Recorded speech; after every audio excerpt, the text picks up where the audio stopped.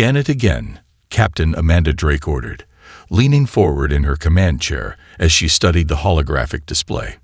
The mysterious vessel hung motionless against the backdrop of unfamiliar stars, its silver-white hull untouched by the ravages of time. After 15 years of salvage operations in the Outer Rim, she'd never seen anything like it. "Third scan shows the same thing, Captain," Marcus Reynolds called from his engineering station, his fingers dancing across the neural interface. "No radiation signature, no power emissions, but the hull integrity is, well, it's perfect, like it just rolled out of a shipyard yesterday."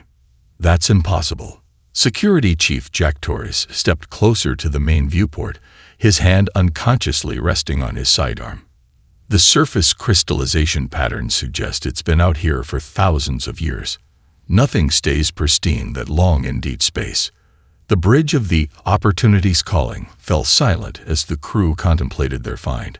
They'd followed a garbled distress beacon to these coordinates, expecting to find another damaged merchant vessel or forgotten military wreck.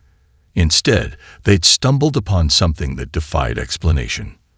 "What about the internal layout?" Drake asked, brushing a strand of brown hair from her face. The ship's ventilation system hummed softly in the background, a familiar sound that helped steady her nerves. "Can we get any readings through that hull?" Marcus shook his head, neural implant glowing faintly blue at his temple. "That's another weird thing. The hull's letting our scans through just fine, but the internal architecture, it's like someone designed it specifically to make sense to us. No bizarre alien configurations, no impossible angles. If I didn't know better, I'd say it was built using standard human ergonomic guidelines. Last I checked, humans weren't building starships thousands of years ago," Jack commented dryly. "We were too busy figuring out which end of a spear to hold." Drake stood up, walking to the tactical display where a three-dimensional image of the derelict rotated slowly. Its lines were sleek, almost organic, but there was something hauntingly familiar about its design that she couldn't quite place. "Sarah, what's our competition looking like?" Sarah Martinez, their sensor specialist, consulted her readings. "Nothing within 2 light years, Captain." "Wait." She frowned, adjusting something on her console. "Getting some weird fluctuations in the quantum beacon network, like something's causing interference on a massive scale." "Define massive," Drake said, feeling the first stirrings of unease in her stomach. "Like a fleet massive, but it's still too far out to get a clear reading." Jack stepped away from the viewport, his expression serious. "We should call this in to Earth Command. Something about this feels." The communication system crackled to life, cutting him off mid-sentence. Static filled the bridge before resolving into a clear voice. "Priority alert to all vessels in the Outer Rim sectors. Multiple Nexeri battle fleets detected moving in coordinated patterns. All civilian ships are advised to exercise extreme caution." Repeat, multiple Nexeri. Drake's mind raced. The Nexeri didn't deploy battle fleets for routine patrols. Something had stirred up the notoriously aggressive alien species, and her instincts told her it had everything to do with their mysterious find. "Captain," Marcus called out, his voice tense, "I'm picking up some kind of activation sequence from the derelict. It's subtle, but there's definitely something powering up in there." Drake made her decision. "Jack, prep the boarding team. Full combat loads, but remember this is still a salvage operation. Marcus, you're with them. Something tells me we're going to need your expertise with whatever's waiting inside that ship. Sarah, keep monitoring those fleet movements. The second you get a solid read on their position or heading, I want to know." "What about the Earth Command warning?" Jack asked, already checking his tactical gear. Drake gave him a grim smile. "By the time Command gets a response team out here, that ship will either be stripped clean by scavengers or claimed by the Nexeri. Whatever secrets it's holding, whatever got the attention of an entire alien battle fleet, I want to know what it is before they get here." As her crew rushed to prepare for boarding, Drake took one last look at the ancient vessel. For a moment, she could have sworn she saw lights flickering deep within its hull, like a sleeping giant slowly opening its eyes. The boarding shuttle's docking clamps engaged with a soft thud against the derelict's hull. Jack Torres checked his team's seals one last time, the habit ingrained from years of military service. Remember, we're treating this as a potentially hot zone. Marcus, you stay behind me at all times. Yeah, Marcus replied, adjusting his engineer's toolkit. Just try not to shoot anything that looks expensive. The airlock cycled, and Jack led the way into the ancient vessel. Their helmet lights cut through the darkness, revealing corridors that seemed to absorb the illumination rather than reflect it. The air was stale but breathable, another impossibility for a ship this old. Anyone else think this is weird? Sarah Martins whispered over the comm. She'd insisted on joining the boarding party, claiming her sensor expertise might be needed. These passages, they're exactly the right height. Not too tall, not too short. Standard human ergonomic guidelines, Marcus muttered, running his hand along a wall. Just like the scans showed. But that's not the strangest part. He pulled out his diagnostic tablet, frowning at the readings. These materials, they're responding to our presence somehow, like they're waking up. Captain Drake's voice crackled over their comms. Keep moving. Sarah's long-range sensors just picked up the Nexari fleet's trajectory. They're definitely heading our way. The team pressed deeper into the ship, passing through what appeared to be crew quarters. Everything was scaled for human use. The bunks, the workstations, even the chairs seemed perfectly designed for human bodies. Control room should be up ahead, Marcus said, consulting his tablet.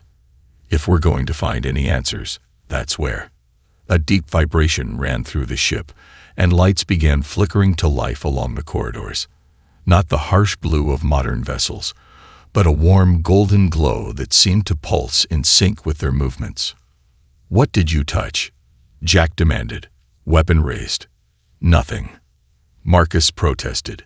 It's like the ship is recognizing us. Before anyone could respond, Sarah's sensor unit let out a shrill alarm. Multiple hyperspace signatures. The Nexari, they're here. Through the derelict's viewports, they watched as 3 crystalline warships materialized from the void, their angular forms bristling with weapons. The vessels took up attack positions around the Opportunity's calling. Captain, Jack called over the comm, already planning escape routes. Stand by, Drake responded, her voice tight. They're hailing us. The next voice they heard sent chills down their spines. The Nexari commander's artificial translator made their words sound like breaking glass. Unauthorized salvage vessel. You have breached a quarantine zone and accessed restricted technological assets. Surrender the derelict immediately or face obliteration. Restricted by who? Drake demanded. This ship predates any known civilization. Your understanding is irrelevant. You have 10 minutes to comply. Attempt to flee, and we will destroy both vessels. Jack turned to his team. Back to the shuttle. Now. Wait. Marcus was staring at his tablet, eyes wide. The ship's systems, they're coming online faster now. There's something in the database, coordinates, weapon specifications, but it's all encrypted. We need more time. Another tremor ran through the vessel, stronger this time. Panels that had seemed decorative began sliding away, revealing interfaces that glowed with the same golden light as the corridors. Captain, Sarah whispered, I'm reading power signatures unlike anything in our database. Whatever this ship is, it's not dead. It's been waiting. Drake's voice came back, cold and determined. New plan. Everyone get deeper into that ship. Find somewhere to hide. What about the Nexari ultimatum? Jack asked. If they wanted to destroy this vessel, they would have done it already. They're scared of something, and I want to know what it is. Now move. We've got 9 minutes to disappear. As the team hurried deeper into the awakening ship, Marcus paused at one of the newly revealed interfaces. Guys, I think my neural implant is picking up some kind of signal. It's like the ship is trying to talk to us. Save it for when we're safely hidden, Jack ordered, pulling him along. Right now, we need to find a spot where 3 warships worth of angry aliens won't think to look.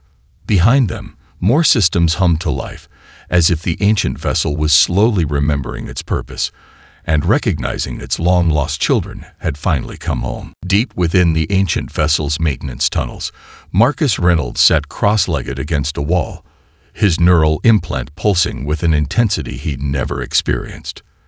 The rest of the boarding team huddled nearby, listening to the rhythmic thud of necessary search parties moving through the decks above. "They're being methodical," Jack whispered, checking the charge on his weapon, working their way down from the top. "We got maybe 30 minutes before they reach this level." Sarah monitored her portable sensor unit, lips pressed into a thin line. Their scan patterns are strange. It's like they're looking for something specific, but they're avoiding certain sections of the ship entirely. Marcus barely heard them. His consciousness swam in rivers of data flowing directly from the ship's systems into his neural interface. "This is impossible," he breathed, eyes unfocused. "The compatibility protocols, the data structure, it's not adapting to human technology. Our technology adapted from this." "What are you talking about?" Jack demanded, keeping his voice low. "Our neural implants." Marcus gestured to the glowing blue light at his temple. "We always assumed the design was based on reverse-engineered alien tech. But this ship, it recognizes the implants because they're based on its technology. We didn't copy aliens. We were subconsciously recreating our own past." A heavy impact resonated through the deck above, making them all flinch. Captain Drake's voice crackled through their comms. "Status update. The Nexari just brought in a 4th warship, but they're still not firing. Whatever they're afraid of, it's keeping them cautious." Marcus held up his tablet, hands trembling with excitement. "Captain, I think I know why. I'm accessing the ship's historical database. It's not just a vessel. It's a type of archive, left behind by us." "Explain," Drake ordered. "The ship's logs. They tell a story. Human civilization didn't start in Africa with stone tools. That was our second beginning." Marcus swiped through streams of data, his neural implant translating ancient symbols into modern language. "We had a whole empire among the stars, technology that made faster-than-light travel look primitive. But something happened, something terrible enough that our ancestors chose to hide everything and start over." Sarah leaned forward, forgetting the danger above for a moment. "That's crazy. We would have found evidence." "No," Marcus interrupted, his voice gaining strength. "They were thorough. They erased everything, buried their cities, scattered their ships to the far corners of space. Then they used something called the Genesis Protocol to reseed Earth with human DNA, stripped of all technology and knowledge. They hid their legacy in ships like this one, protected by recognition systems that would only activate for their descendants." "And the Nexari?" Jack asked, glancing upward as another search party moved overhead. "Where do they fit in?" Marcus's expression darkened as he read further. "They're not our natural enemies. They're guardians, created by whatever destroyed our civilization the first time. Living blockades programmed to keep humanity from reaching the stars too quickly, from reclaiming what we lost." The ship's subtle vibration changed pitch, and new displays flickered to life in the maintenance tunnel. Marcus gasped as fresh data poured through his neural interface. "What is it?" Drake demanded over the comm. "What's happening?" "The ship. It's accepting me as an authorized user. The recognition protocols are fully active now." Marcus's hands flew over the holographic controls that had appeared around him. "Captain, this isn't just some ancient wreck. It's a seed ship designed to hibernate until true humans found it again. And now that it's confirmed our DNA." He trailed off, staring at the new information flooding his vision. "Marcus," Jack said sharply, "what happens now?" "Now." Marcus looked up at his teammates, his eyes glowing with the same golden light as the ship's interfaces. Now we wake it up. And when we do, those Nexari warships are going to learn why their programming makes them so afraid of us. Above them, the search party's footsteps grew closer, but for the first time since the Nexari arrived, Marcus smiled. They weren't running out of time. They were right on schedule, fulfilling a plan set in motion thousands of years ago by ancestors who had made sure humanity would have the tools it needed when the moment came to rise again. "They're coming down the maintenance shaft," Sarah whispered, her sensor unit displaying multiple red dots descending toward their position. The Nexari search parties had finally found their level, methodically checking every corner and crevice. Marcus barely noticed the warning, his consciousness deep in the ship's database as information cascaded through his neural implant. The Genesis protocol wasn't just about rebuilding humanity, he murmured, eyes flickering with reflected data streams. It was about protecting us until we were ready. Ready for what? Jack demanded, positioning himself between the approaching threats and his crewmates. And can any of this help us survive the next 10 minutes? The ancient ship's systems pulsed around them, the golden light taking on a rhythmic pattern that matched their heartbeats. Through their neural links, they could feel the vessel's awakening accelerating, like a long-dormant consciousness stretching after millennia of sleep. Our ancestors faced something that even their advanced technology couldn't defeat, Marcus explained, his fingers dancing through holographic displays that only he could fully comprehend. An enemy that didn't just destroy civilizations, it erased them from existence, rewrote the very fabric of space-time to make it seem like they never were. Sarah's eyes widened. The great void sectors, the regions of space where our long-range scans show absolutely nothing, not even background radiation. Battlefield scars, Marcus confirmed. Places where entire star systems were not just destroyed, but retroactively prevented from ever forming. Our ancestors realized they couldn't win a direct confrontation, so they planned something unprecedented, a strategic regression. Through their comms, Captain Drake's voice was tense but controlled. The Nexari commander is getting impatient. They're threatening to start destroying sections of the ship. Whatever you're going to do with this information, do it fast. Marcus nodded, though she couldn't see it. The ship is called the Memory's Guardian. And it's more than just a vessel. It's a key.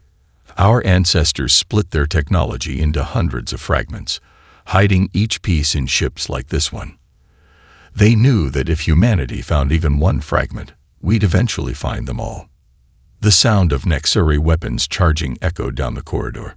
Jack readied his own rifle, knowing it would be useless against their advanced armor. Why split everything up? Why not just leave us with all of it? Because of what they discovered about their enemy, Marcus's voice grew quiet with awe. It could detect and target advanced civilizations, but it ignored primitive ones. By forcing humanity to start over, by making us rebuild from scratch, our ancestors hid us in plain sight. And they left behind these ships, waiting until we developed just enough technology to find them, but not enough to attract attention. The ship's vibrations changed pitch, and new panels slid open in the walls around them, revealing chambers that hummed with dormant energy. Sarah's sensor unit went wild, displaying readings that made no sense according to known physics. The Nexari, Marcus continued, they're not just guardians. They're a misdirection. Their creators put them here to keep us focused on an enemy we could see, one we could eventually overcome. All while the real threat remained hidden, watching distant space for signs of the civilization that escaped it. Clever, Jack admitted. But how does that help us now? Marcus smiled as the ship's systems finally aligned with his neural interface, thousands of years of dormant knowledge flooding into his mind. Because the Nexari were programmed never to destroy these ships, even if they found them, their creators knew that would draw attention. They can only contain, restrict, and prevent activation. His eyes blazed with the same golden light as the ship's interfaces. But it's too late for that now. The legacy protocol is already running. Above them, the Nexari search parties reached their corridor. But as their heavy footsteps approached, the ship's newly revealed chambers began to pulse with energy that made the alien warriors hesitate, their crystalline armor resonating with frequencies it was never designed to encounter. "What exactly does this legacy protocol do?" Sarah asked, watching in fascination as the golden light spread through the corridors like flowing water. "It reminds us who we are," Marcus answered, standing to face the approaching Nexari, "and shows us how to take back what we lost." The Nexari search party rounded the corner, their crystalline armor catching the ship's golden light in faceted reflections. The lead warrior raised its particle lance, the weapon humming with deadly energy. "Stand down," it commanded through its translator. "You have accessed restricted knowledge. Your neural patterns will be wiped." Marcus stood his ground, feeling the ship's systems surge through his implant. "You don't even know what you are, do you? What you were made to be?" The Nexari warrior hesitated, its crystalline armor vibrating in response to the ship's changing energy patterns. Behind Marcus, both Sarah and Jack gasped as their own neural implants blazed to life, connecting them to the vessel's awakening systems. Genetic authentication complete, a new voice echoed through the corridor. Not mechanical, but hauntingly human. Legacy protocol enhanced stage initiating. Preparing knowledge transfer to confirm descendants. The Nexari warriors stepped back, their weapons wavering. "Stop this activation sequence immediately," their leader demanded, but uncertainty had crept into its artificial voice. "You can't stop it," Marcus said, understanding flooding his consciousness. "Your programming won't let you. The same commands that force you to contain us also prevent you from destroying what we left behind. Your creators thought of everything, except the possibility that you might help us remember who we are." Golden light erupted from the walls, enveloping the human crew members. Jack tried to raise his weapon, but found himself frozen in place as information began pouring through his neural implant. Sarah dropped her sensor unit, her eyes wide as thousands of years of lost knowledge cascaded through her mind. "Captain," she managed to whisper through the comm. "Are you?" "I feel it too," Drake's voice came back, filled with wonder. "The ship's connecting to everyone with a neural implant. The knowledge. There's so much." The Nexari warriors backed away further as the humans' neural implants shifted color, changing from their standard blue to the same brilliant gold as the ship's systems. Each crew member's eyes now gleamed with internal light as generations of lost science and technology reintegrated with their descendants.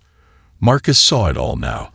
The quantum mechanics that made their ancestors' ships practically immortal, the physics that let them reshape space itself, the energy manipulation that made current human technology look like stone tools in comparison.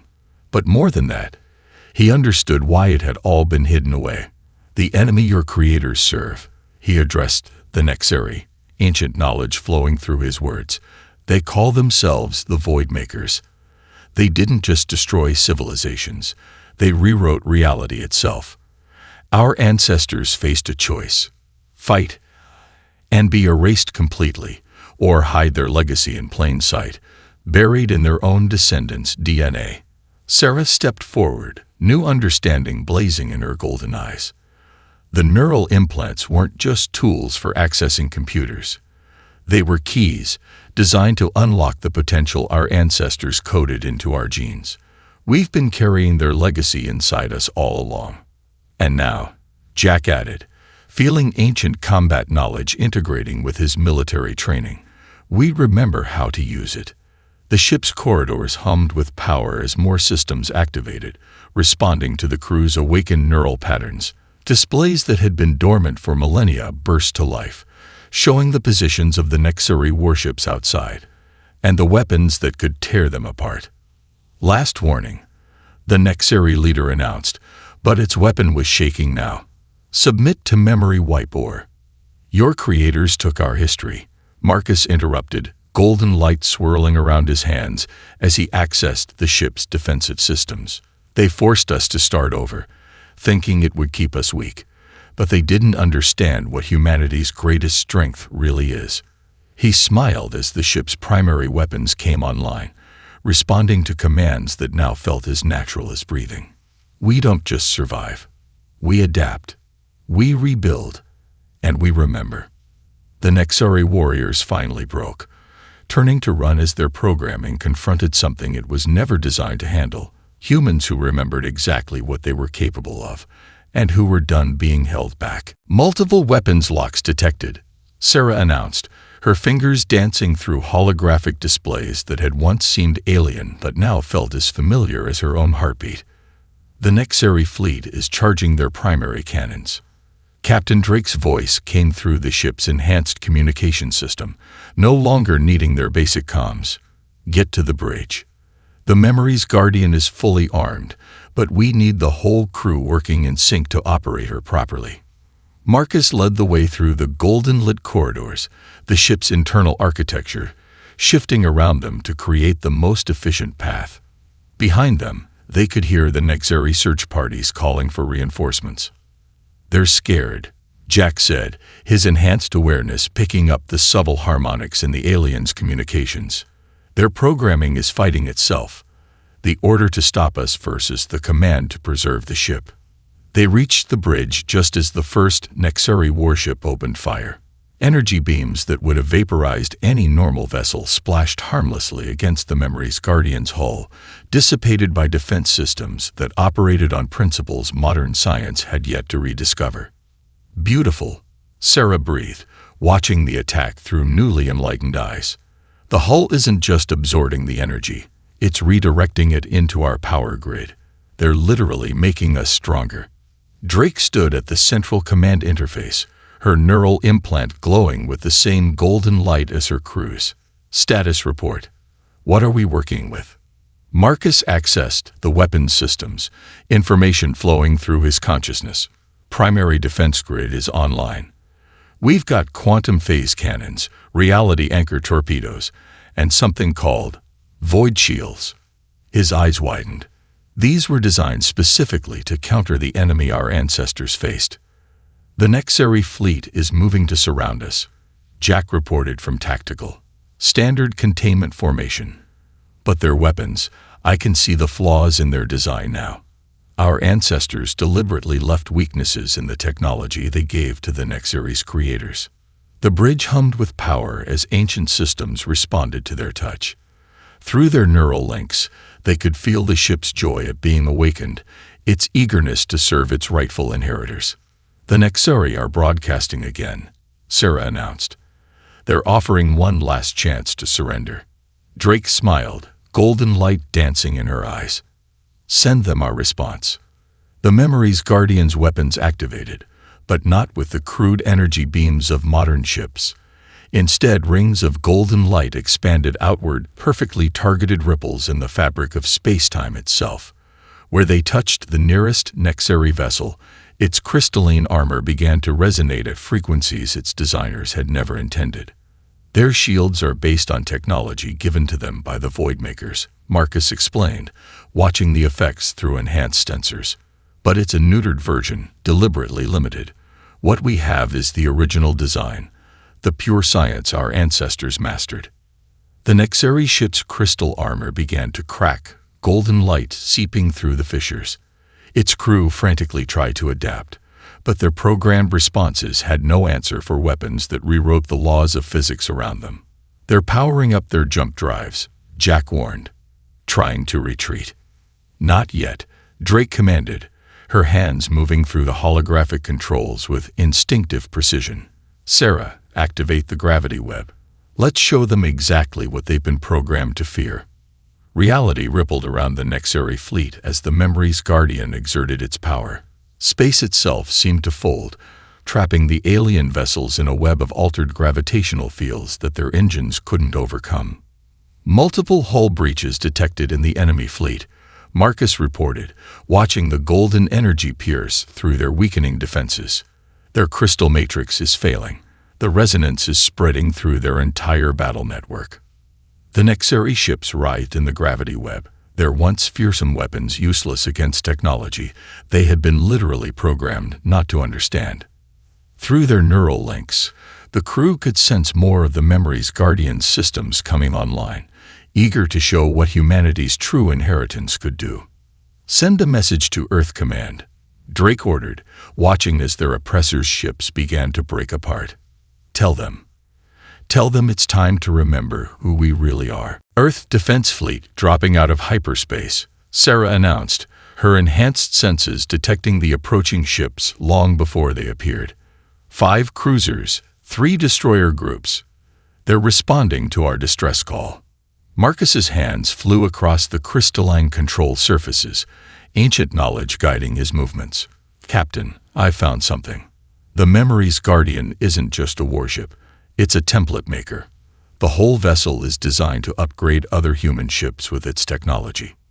Through the bridge viewport, they watched as the defense fleet materialized at the edge of the gravity web. The human vessels looked primitive compared to the Memory's Guardian, their hulls dark and angular against the star-filled backdrop.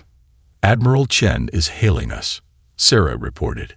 "They're seeing the Nexari wreckage. She's demanding to know what happened." Drake stood at the command interface, golden light swirling around her hands. "Show them. Marcus, initiate the template transfer.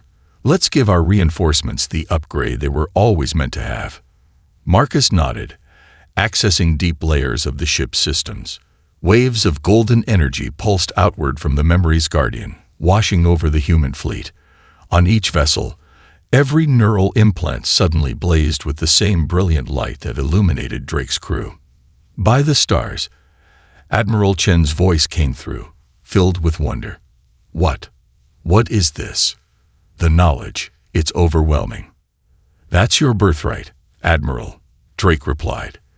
"The legacy our ancestors left for us.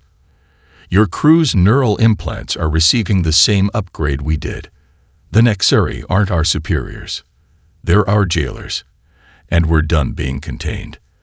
They watched through enhanced sensors as the defense fleet began to transform.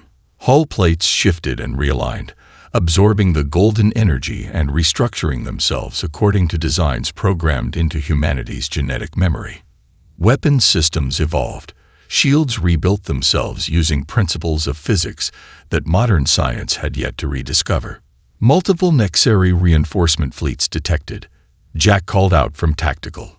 "They're converging on our position. Looks like we got their attention." Sarah's eyes widened as she processed the sensor data. 15 warships. No, 20. They're bringing everything they have in this sector. "Good," Drake said, a fierce smile playing across her lips.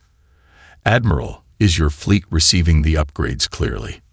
"Crystal clear, Captain," Chen responded, her voice stronger now as the ancient knowledge integrated with her modern training. "My weapons officer just figured out how to reconfigure our main guns into something called quantum phase arrays. Engineer says our shields are now operating on 11 dimensions. Whatever you woke up in that ship of yours, it's spreading through my whole fleet." The approaching Nexari vessels dropped out of hyperspace in attack formation, their crystalline hulls gleaming with deadly purpose. But this time, the human crews watched their arrival without fear, understanding exactly what they faced. "Admiral," Drake called out, "form up on our position. Let's show them what humanity remembers how to do." The defense fleet moved with newfound grace, their upgraded engines letting them glide through space in ways that should have been impossible. Golden energy coursed through their hulls as weapons charged and shields harmonized. "The Nexari are broadcasting," Sarah reported, then smiled. "They're demanding we power down our ships and submit to immediate memory wipe.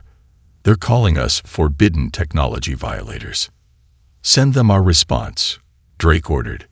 The combined human fleet opened fire, but instead of crude energy beams, they launched attacks that bent reality itself. Quantum phase arrays pierced shields that had once seemed impenetrable. Reality anchor torpedoes disrupted the very space around Nexari vessels, causing their crystal matrices to shatter. "Multiple enemy ships breaking apart," Jack reported with satisfaction. "Their programming can't handle weapons they were designed never to understand. They don't even know how to defend against their own weaknesses." Through their neural interfaces, the crew felt the growing connection between all human ships present, a battle network of shared consciousness and purpose, just as their ancestors had once commanded.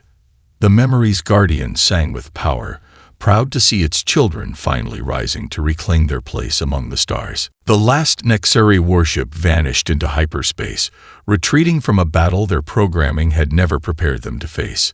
In its wake, the combined human fleet hung in formation around the memory's guardian, their upgraded hulls gleaming with the same golden energy that had transformed their crews.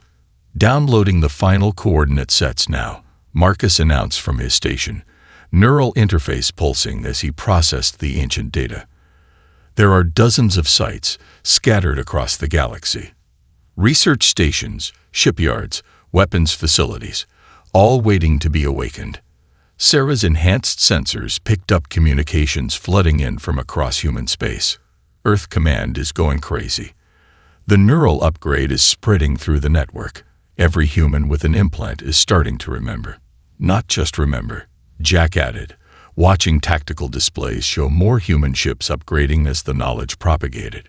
We're becoming what we were always meant to be. The Nexari's creators thought they could keep us down by making us start over. Instead, they just gave us time to evolve again, naturally finding our way back to the same technologies. Drake stood at the command interface, reviewing the coordinates Marcus had discovered. Each facility contains a different piece of our legacy. The memory's guardian was just the beginning, a key to unlock everything else our ancestors left behind.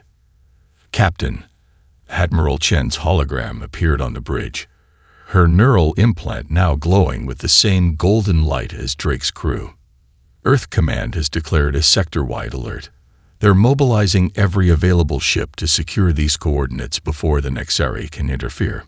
Marcus looked up from his displays, his expression serious. It's not the Nexari we need to worry about. The knowledge transfer. I'm seeing references to something called the Final Protocol. Our ancestors left it as a last resort, in case their real enemy ever returned. The bridge fell silent as the implications sank in. Through their neural interfaces, they could all feel the weight of history pressing down on them, the responsibility their ancestors had prepared them to bear. The Void Makers, Sarah whispered. All this time, the Nexari were just a distraction, keeping us occupied while their masters watched from the darkness between galaxies. And now we've shown our hand, Jack added. The moment we started accessing these facilities, we probably set off every alarm they have. Drake's expression hardened with determination. Good. Let them come. Our ancestors couldn't beat them because they were too advanced, too set in their ways. But we'd done something they never expected. We evolved twice. First as their equals, and then again from the ground up, finding new paths they never considered. Through the viewport, they watched as more human ships emerged from hyperspace, their crews already beginning the transformation as the neural upgrade spread. Each vessel's hull rippled with golden light as ancient technology merged with modern innovations, creating something entirely new. The coordinated facility activation will take months, Marcus reported. Each site needs to be carefully awakened, its knowledge integrated with what we already have. The memory's guardian contains the roadmap, but we'll have to rediscover each piece ourselves. Just like our ancestors planned, Drake said, smiling. They knew we'd need time to understand each discovery, to blend it with what we've learned on our own. The Void Makers might be able to erase civilizations, but they've never faced one that deliberately went extinct only to rise again stronger. Sarah's sensors picked up new signals, more human ships arriving. The neural network is expanding exponentially. Everyone's remembering. Everyone's transforming. Send word to Earth Command, Drake ordered, watching as humanity's fleet grew larger by the moment. Tell them we found our path forward. The Nexari tried to keep us contained. Their masters tried to keep us forgotten. But they all made the same mistake. She looked at her crew, seeing the same fierce determination in their golden-lit eyes. They thought humanity's greatest strength was our technology. But it's not. It's our ability to fall and rise again, to rebuild and remember, to face the darkness not just with the weapons of our ancestors, but with everything we've learned along the way. The memory's guardian hummed with power, ready to guide its children toward their destiny. Above, below, and all around, humanity's ships transformed one by one, preparing for a war their ancestors couldn't win, but that their descendants just might finish.